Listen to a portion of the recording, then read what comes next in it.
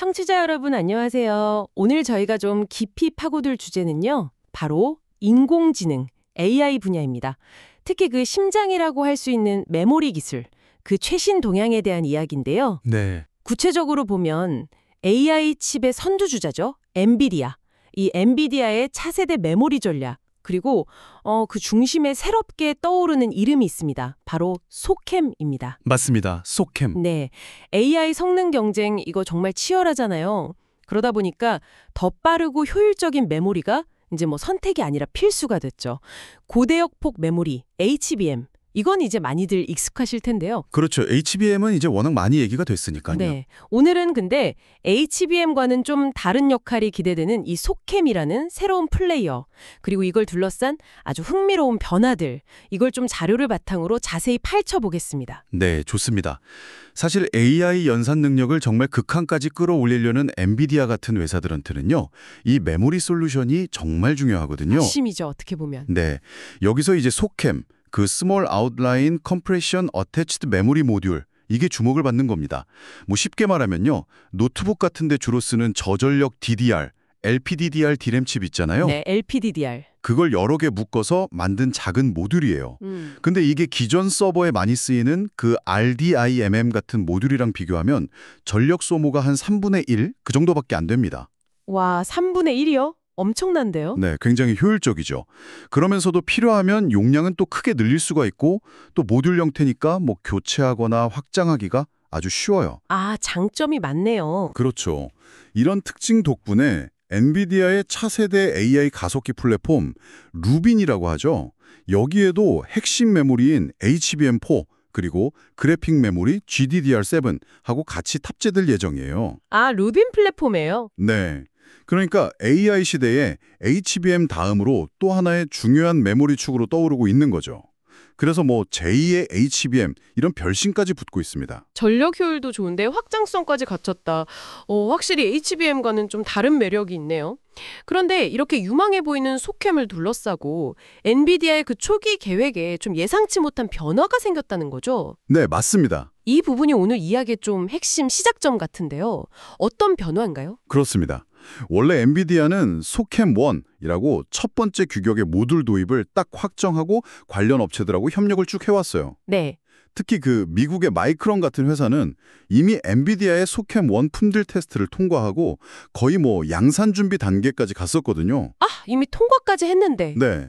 그런데 최근에 나온 정보를 보면 엔비디아가 이 소캠1 프로젝트를 진행하다가 뭔가 좀 예상치 못한 기술적인 문제에 부딪혔다는 거예요. 아, 기술적 문제요? 네, 그래서 결국에는 이 소캠1 도입 계획을 중단하고 소캠2라는 새로운 좀 더 개선된 규격으로 아예 전환하기로 결정을 했다는 소식입니다. 어허. 이게 특정 업체가 이미 인증까지 마친 상황에서 규격을 바꾼다는 건 상당히 이례적인 일이긴 하죠. 인증까지 다 끝냈는데 프로젝트 방향을 틀었다. 말씀하신 대로 진짜 흔한 일은 아닌데요.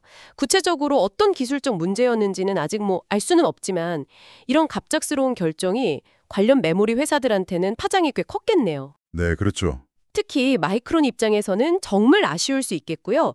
이게 구체적으로 어떤 의미가 있는 걸까요? 단순히 그냥 규격 이름만 바꾼 건 아닐 거 아니에요. 맞습니다. 이게 단순 변경이 아니고요. 사실상 판이 완전히 새로 짜이는 뭐랄까 리셋이라고 봐야 합니다. 리셋이요. 네, 소캠1 프로젝트는 그냥 백지화가 되고 소캠2라는 새로운 출발선이 딱 그어진 셈이죠. 현재 엔비디아는 삼성전자 그리고 SK 하이닉스 또 마이크론까지 이 주요 메모리 3사하고 같이 소캠2 샘플 테스트에 들어간 걸로 파악되고 있어요. 아, 3사가 다 같이요. 네, 중요한 건 이 소캠2의 기술적인 발전인데요. 소캠1하고 모듈에 연결되는 핀 수, 그러니까 입출력 I/O 단자 수는 694개로 똑같아요. 아, 핀수는 같고. 네, 그런데 데이터 전송 속도가 크게 향상됐습니다. 마이크론의 그 소캠1이 초당 8,533메가 전송, MTS, 이 정도 속도였는데 소캠2는 최대 9,600 MTS까지 빨라집니다. 9,600이요? 그게 어느 정도 차이인가요? MTS라는 게 초당 데이터 전송 횟수인데요. 계산해보면 약 12% 이상 빨라지는 겁니다. 와, 12%면 이거 AI 연산에서는 꽤 큰 차이겠네요? 네, 그렇죠. AI 모델 학습이나 추론할 때 정말 방대한 데이터를 처리해야 하잖아요. 이 속도 차이가 실제 성능 체감으로 이어질 수 있는 거죠. 게다가 차세대 저전력 메모리인 LPDDR6 탑재까지도 염두에 두고 개발 중이라서요. 앞으로 성능 개선 여지도 더 크다고 볼 수 있습니다. 이야, 12% 속도 향상, 무시 못할 수준이네요. AI 쪽에서는 이런 작은 차이들이 쌓여서 결국 큰 성능 격차를 만드니까요. 결국 엔비디아는 더 나은 성능을 위해서 좀 과감한 결정을 내린 거군요. 그렇죠. 네, 말씀하신 대로 이건 완전히 새로운 게임의 시작이네요. 특히 소캠1에서는 마이크론이 제일 앞서 나갔었다면서요. 그러면 메모리 공급사들 경쟁 구도에도 정말 지각 변동이 불가피하겠어요. 네, 정확히 보셨습니다. 소캠1 경쟁에서는 마이크론이 지난 3월에 엔비디아 품질 평가를 가장 먼저 통과하면서 확실하게 초기 우위를 잡았었죠. 네. 그때 삼성전자랑 SK하이닉스는 한 3분기 양산을 목표로 막 추격하는 입장이었거든요. 그런데 엔비디아가 갑자기 소캠2로 방향을 확 틀어버리면서 이 구도가 완전히 뒤집힌 겁니다. 아, 정말 뒤집혔네요. 네, 삼성전자, SK하이닉스, 마이크론 이 3사가 이제 모두 소캠2라는 새로운 출발선에 딱 서게 된 거죠. 이제 정말 명실상부한 3파전 구도가 형성된 겁니다. HBM 시장에서 봤던 그 치열한 경쟁 구도가 소캠 시장에서도 그대로 재현될 가능성이 아주 커진 거죠. 네네. 어떻게 보면 삼성전자하고 SK하이닉스 입장에서는 좀 예상치 못한 만회 기회를 얻은 셈이고요. 마이크론으로서는 좀 허탈할 수도 있는 그런 상황입니다. 와, 이 지점이 정말 흥미롭네요. HBM 시장 경쟁 구도가 그대로 소캠으로 옮겨붙는 듯한 그런 양상인데요. 그러면 실제 물량 배분, 특히 이제 본격적인 양산이 예상되는 2026년, 그때 소캠2 물량은 어떻게 예측이 되나요? 소캠1 초기 예상과는 완전 다른 그림이 나올 것 같은데요.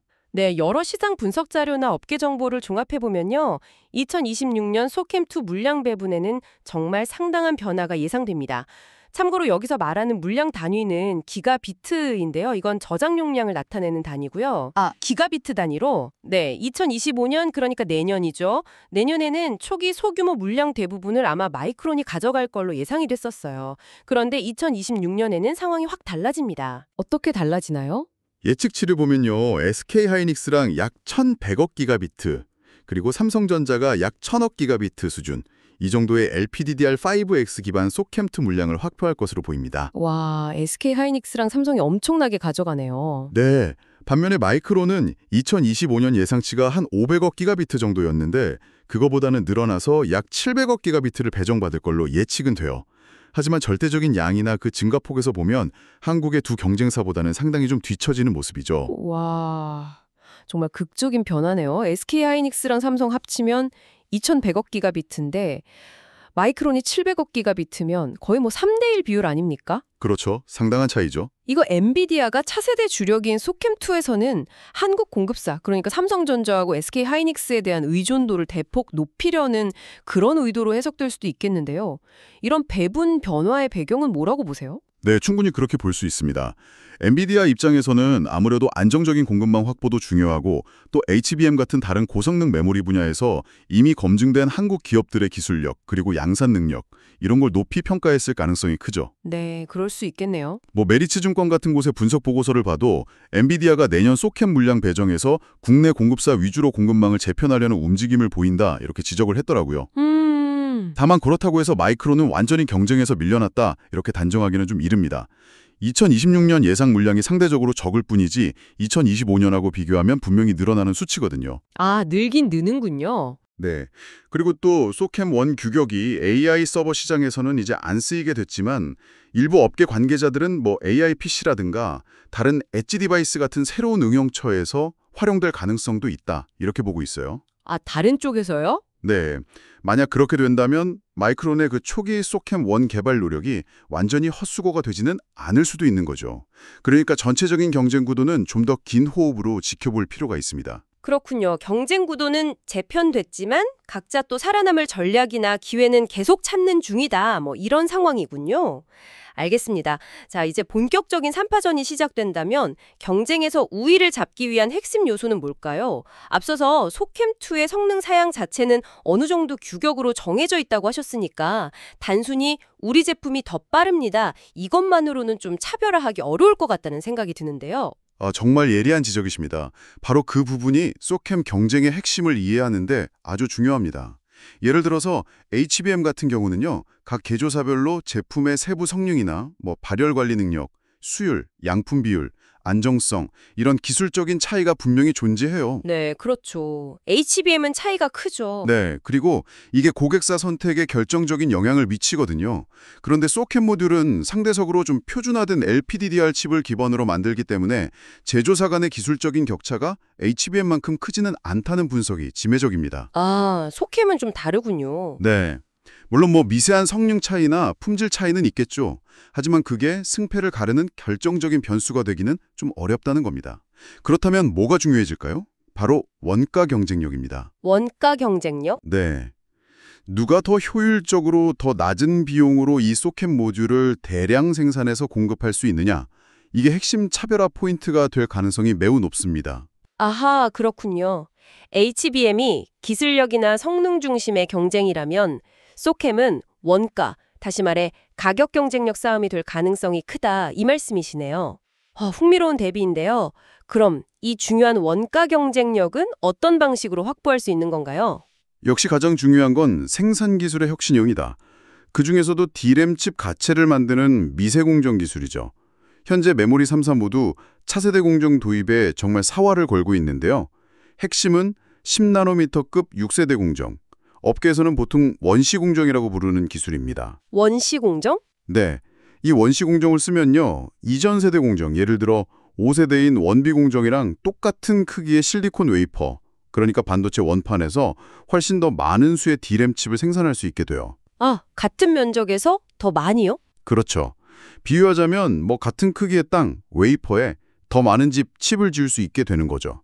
당연히 칩 하나 만드는 데 드는 생산 비용, 즉 원가를 획기적으로 낮출 수가 있습니다. 네, 그렇겠네요. 따라서 누가 먼저 이 원시 공정을 안정적으로 도입하고 수요를 확보하느냐, 이게 소캠 시장에서의 가격 경쟁력, 더 나아가서 시장 점유율 확보에 결정적인 영향을 미칠 겁니다. 결국은 D램 제조의 아주 근본적인 기술력 싸움, 그러니까 미세공정 경쟁으로 돌아가는군요.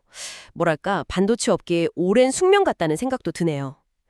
그렇다면 이 중요한 원시 공정 도입 경쟁에서는 현재 삼성전자, SK하이닉스, 마이크론 이 세 회사가 각각 어떤 상황이고 또 어떤 전략을 가지고 있나요? 누가 좀 한 발 앞서 있습니까? 각 회사의 전략하고 현재 상황을 들여다보면요. 아주 흥미로운 차이점들이 보입니다. 네. 먼저 삼성전자를 보면요. 순수하게 기술력 자체만 따지면 원시 공정 도입에서는 가장 앞서 있다는 평가가 많아요. 이미 일부 일반 D램 제품뿐만 아니라 기술 난이도가 훨씬 높은 HBM 생산에도 원시 공정을 일부 적용하고 있는 걸로 알려져 있거든요. 아, HBM에도요? 네, 기술적으로는 원시 공정을 소캠용 LPDDR 생산에 적용하는 게 상대적으로 좀 수월할 수 있다는 의미죠.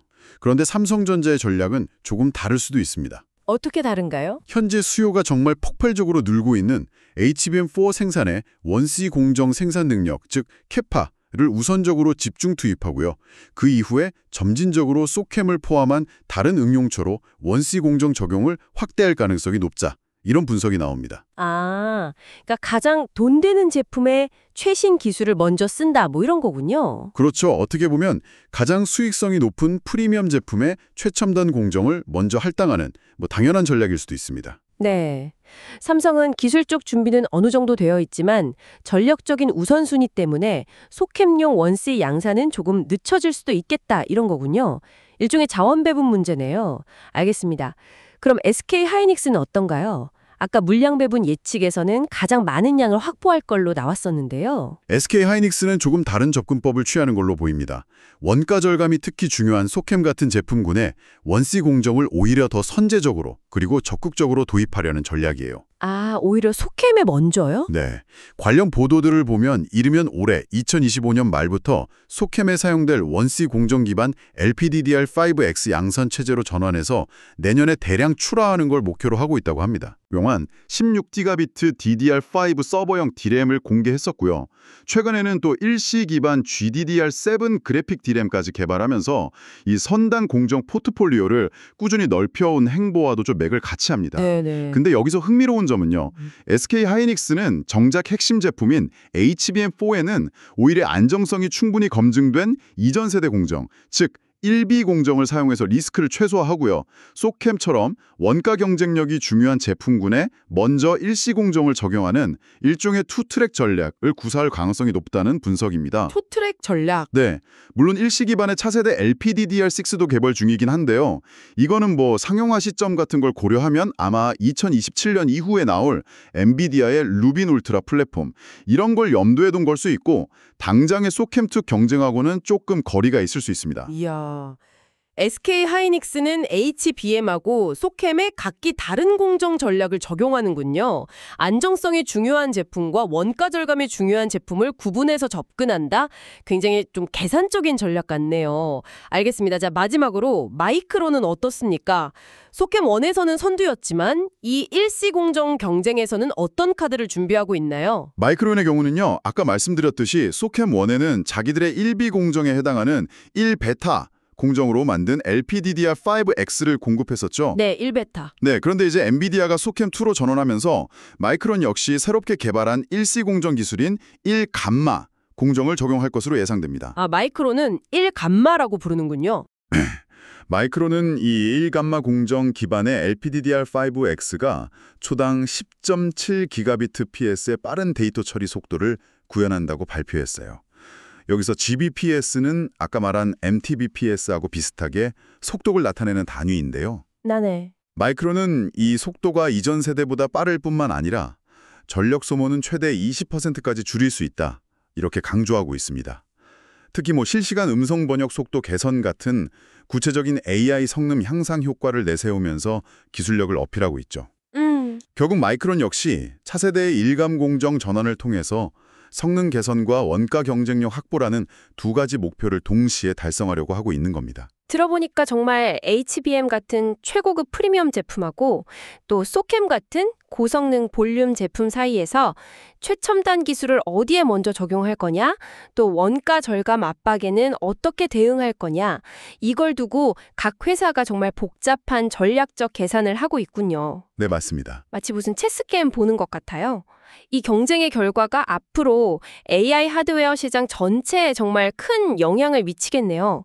자, 그럼 지금까지 저희가 살펴본 이 모든 복잡한 내용들, 엔비디아의 소캠 전략 급선회, 또 그로 인해서 삼성, SK 하이닉스, 마이크론 간의 경쟁 구도가 완전히 재편된 것, 그리고 승패를 가를 핵심 변수로 떠오른 일시 공정 도입 경쟁까지 이 숨가쁘게 돌아가는 기술 동향들이 지금 이 방송을 듣고 계신 여러분께는 구체적으로 어떤 의미가 있을까요?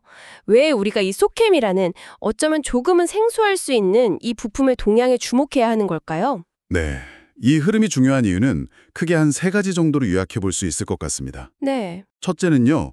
AI 하드웨어, 특히 메모리 분야가 얼마나 역동적이고 빠르게 혁신하고 있는지를 정말 극명하게 보여준다는 점입니다.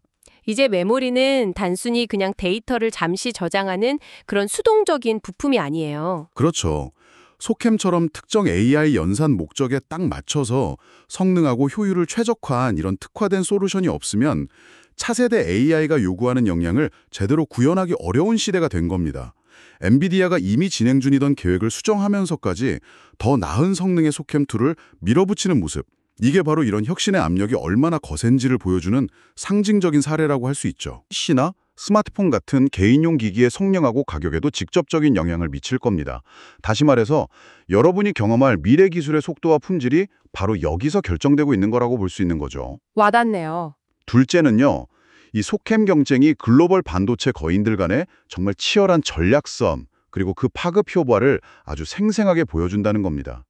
엔비디아의 결정 하나하나가 삼성전자, SK 하이닉스, 마이크론 같은 기업들한테는 정말 수조 원 규모의 사업 기회가 될 수도 있고 아니면 정말 쓰디쓴 좌절이 될 수도 있는 거죠. 그렇죠.